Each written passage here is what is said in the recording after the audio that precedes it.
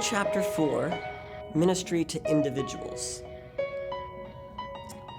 Whereas my selection of the Woolman's journal entries in Chapter 3 covered largely about ministry to groups, what I've highlighted in Chapter 4 is his ministry to individuals. I mean, in John Woolman's journal, he actually mixes all of this together, but in terms of this edited version of the journal for the Sacred Roots, I've tried to highlight these two separate themes so that we can understand that piece of Woolman's life and our own ministry a little bit better.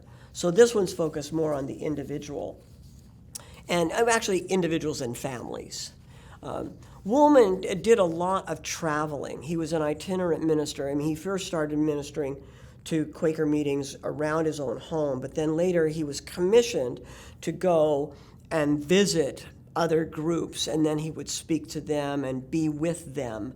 And sometimes that he would do counseling or funerals or various kinds of things. That's just what the nature of Quaker ministry was. And I think it's really profound to see not only how Woolman ministered in groups, but particularly with individuals. It's a really kind of amazing thing. And if there's anything that I have gotten out of working through John Woolman's journal this time around in preparing this edition for the Sacred Roots Project, is that I have been really inspired by John Woolman's ministry to individuals.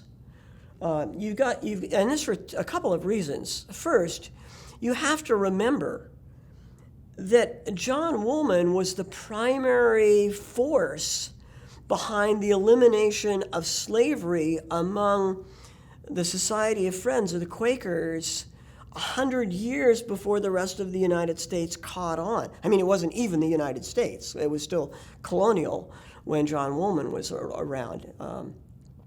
And so just a tremendous force for social justice.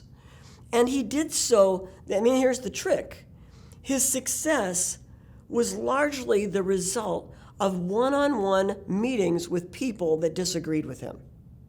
I look to myself and say, if John Woolman can make progress with slave owners in the 18th century, maybe I can make progress with those whom I disagree with today.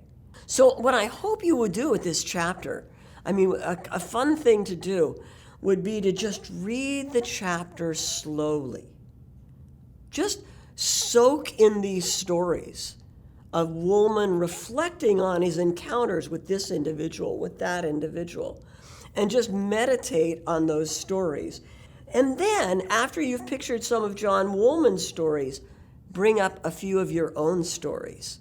What would that be like if I did it? What would John Woolman do if he were me? Or what would it be like if I embodied the values and the spirit inside of my own one-on-one conversation in the midst of conflict?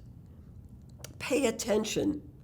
Let the Holy Spirit speak. Let the Holy Spirit draw you to some new ways of engaging in the midst of conflict.